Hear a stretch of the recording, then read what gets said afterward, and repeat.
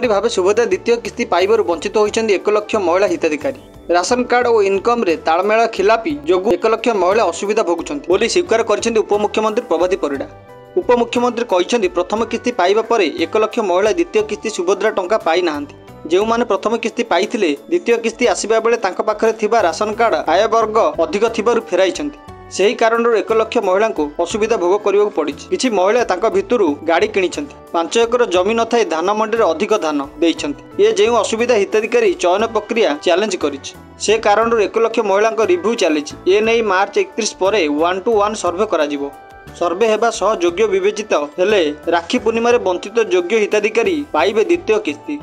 आसंता मार्च 31 जाए सुभद्रा आवेदन अवधि रही 21 वर्ष जहाँ हो सेमाने आवेदन करें। जो माने वंचित रही 31 परे 1 to 1 सर्वे हेब कौन कारण रही समस्यार समाधान हेब बोली कहते उपमुख्यमंत्री।